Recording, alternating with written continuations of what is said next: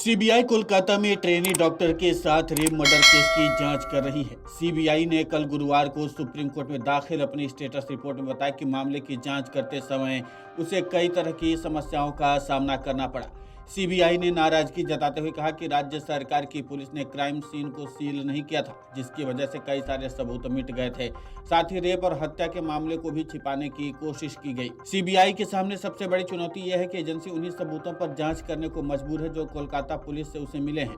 CBI के सामने वो क्या चुनौती है जिसके चलते उसे एक दो नहीं बल्कि छह लोगों के पॉलीग्राफ टेस्ट करवाने की भी जरूरत पड़ी है। जांच एजेंसी के सामने यह भी पता लगाना है कि क्या वास्तव में संजय रॉय ही कातिल है या फिर कोई और कातिल है। क्या कत्ल एक से ज्यादा लोगों ने मिल करके किया? सवाल यह भी उठता है कि कत्ल संजय रॉय ने किया और सबूत किसी और ने मिटाए।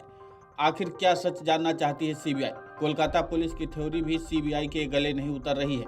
आखिर ऐसा कौन सा राज है जो उन 35 मिनट में छुपा है, जिसे सीबीआई पिछले 10 दिनों में भी नहीं जान सकी है? सीबीआई को यह भी पड़ताल करने कि क्या तत्कालीन प्रिंसिपल डॉक्टर संदीप घोष 8-9 अगस्त की रात का सच जानते हैं या फिर वो कुछ सच छुपा रहे हैं। यानी पीड़िता को आखिरी बार जिंदा देखने वाले वो 4 डॉक्टरों के भी पॉलीग्राफ टेस्ट से सीबीआई को क्या हासिल हो सकता है? सीबीआई की दलील इस केस को लेकर के सीबीआई ने क्या दावा किया है? राज्य पुलिस की वजह से क्राइम सीन को पूरी तरह से खराब कर दिया गया, इसलिए उनको क्राइम सीन से ज्यादा एविडेंस नहीं मिल सके। सच्चाई इस केस में सीबीआई की दलील को इसलिए नहीं माना जा सकता क्योंकि शायद ही सीबीआई को जांच के लिए मिलने वाला कोई केस इतनी जल्दी मिल गया हो। घटना के 5 दिनों के अंदर ही कोलकाता हाई कोर्ट ने सीबीआई को जांच का जिम्मा सौंप दिया था। ऐसे में जिस केस की जांच करने के बाद सीबीआई ये दावा कर रही है कि उसे ये केस बहुत देर से मिला, हालांकि दावा ही उसकी सबसे बड़ी कमजोरी थी।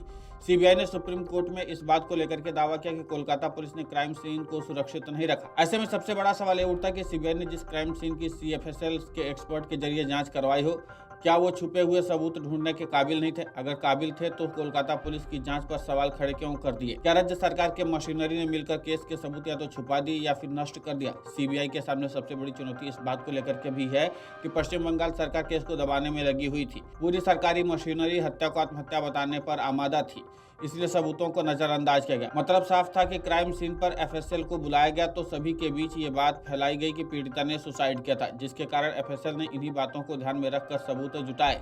सीबीआई के सामने सबसे बड़ी परेशानी इस बात को लेकर के भी है कि उसे जो पोस्टमार्टम केस की डायरी मिली है उसमें जो बातें लिखी है उसे मानने के अलावा उसके पास कोई और चारा नहीं है, क्योंकि पीड़िता का अंतिम संस्कार कर दिया गया है।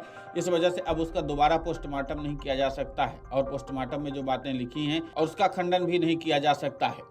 Video desk amarujala.com। अगर आप ये वीडियो YouTube पर देख रहे हैं तो हमारे चैनल को सब्सक्राइब करें और बेल आइकन को दबाना ना भूलें। अगर आप Facebook पर ये वीडियो देख रहे हैं तो हमारे पेज को लाइक करें।